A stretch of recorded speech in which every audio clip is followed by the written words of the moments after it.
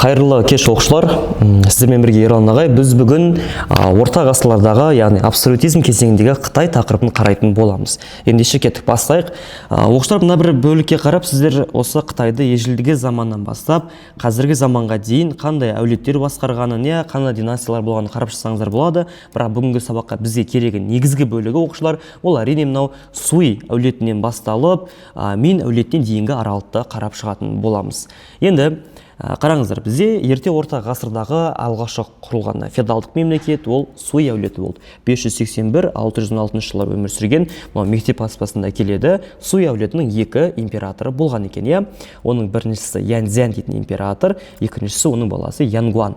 Янцзян дейтін император ол Суй әулетін құрып, ерте орта ғасырда ең қуатты, мықты, орталықтандырылған елдердің бірі қылып кетеді Суй империясын. Бірақ оның баласы Янгуан кезінде бүкіл халықтың мынау ақшасын ойын сауықтарға шашып, ауыр салықтар салуының нәтижесінде Суй әулеті аз өмір сүрген екен. Міне Суй әулеті биліктен құлады, кейінірек олардың орнына Таң әулеті келген болатын. Ол әулет 618-907 жылдар өмір сүрді.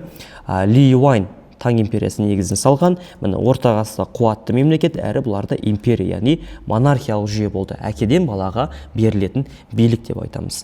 Енді Қытайда императорды аспанның ұлы, Құдайдың жердегі әміршісі деп есептейтін болған оқушылар.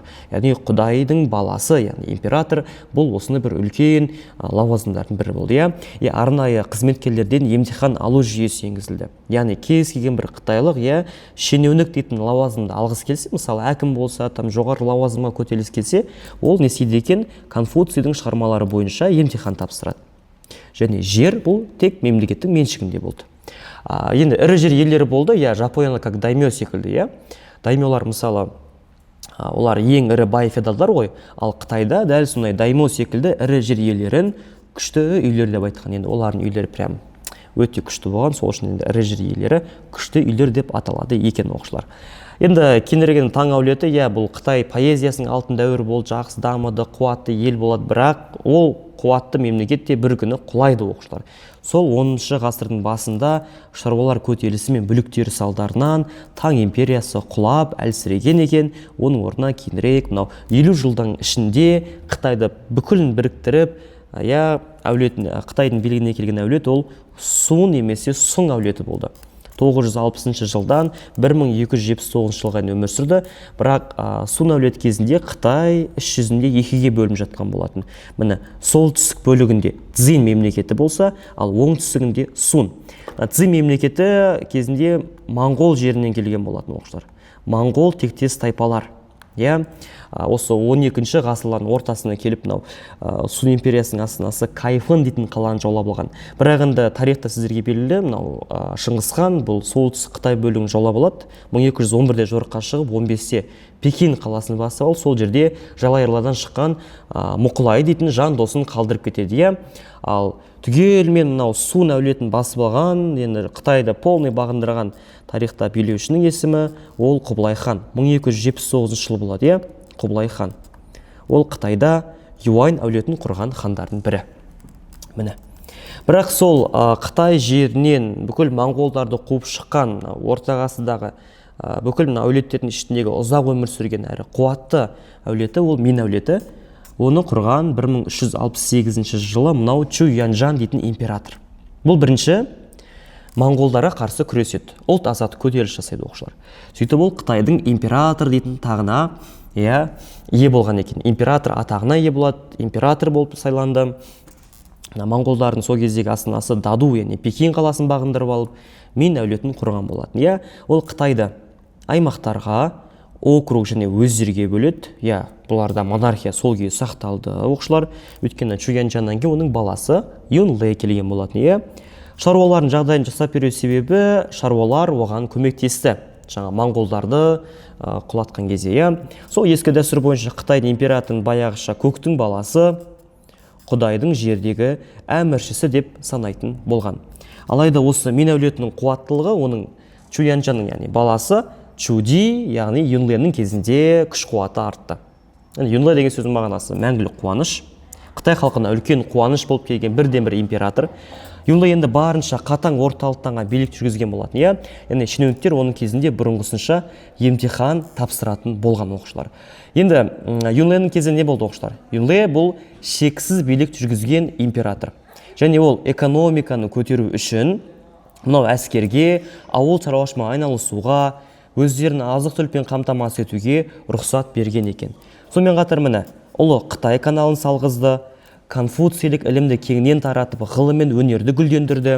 Тарихтағы ең үлкен энциклопедия Юнле энциклопедиясын жазып қалдырған.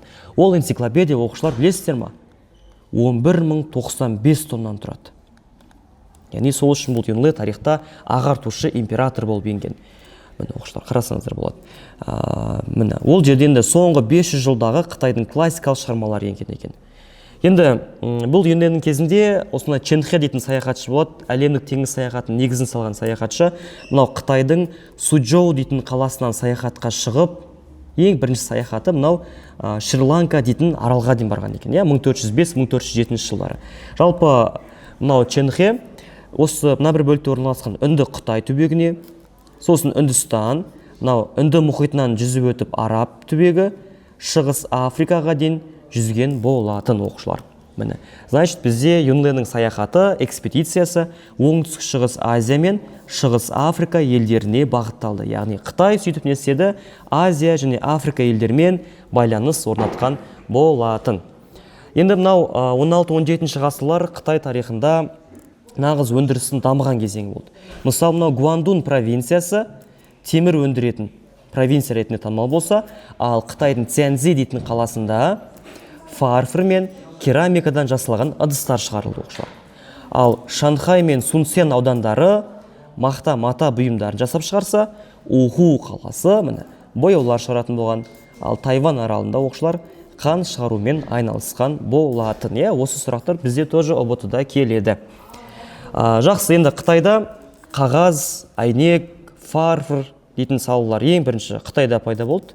Енді Қытайдың жер көлемі бойынша 4-ші орында болғандықтан алтын мен күмістің негізгі бөлігі болса Қытайдан табылған болатын. Ал Қытайда мемлекет өте қатаң бақылауға алған бас саласы ол Қытайдың қазба байлығы. Қазба байлықты Қытай өзінің бақылауында ұстаған болатын. Ал құрылыс саласында енді Қытайдың негізгі астаналарына Пекин мен Нанкин болғандықтан императордың сарайлары, храмдар, көпір, арықтар осы Пекин мен Нанкин қалаларында орналасты. Және Қытай осындай бір кеме жасаумен дүние жүзіне әйгілі болған мемлекет. Және бұл кемелердің ерекшелігі 600-700 адамға дейін тасымалдай алатын болған. Тағы да бір Қытайдың бір тауары, Ұлы Жібек жолында өте хит болған тауар, ол Қытайдың фарфоры. Қағаз болғандықтан Қытайда кітап басу ісі де өте тез дамыды оқушылар. Осылай міне Қытай өздерінің тауарларын Үндістан, Парсы, Араб елдерінен сату арқылы ол әлемге осылай танымал бірден бір ірі алпауыт елдердің бірі болды. Оқушылар, сіздерге тақырып түсінікті болды деп ойлаймын. Келесі кездескенше аман сау болыңыздар.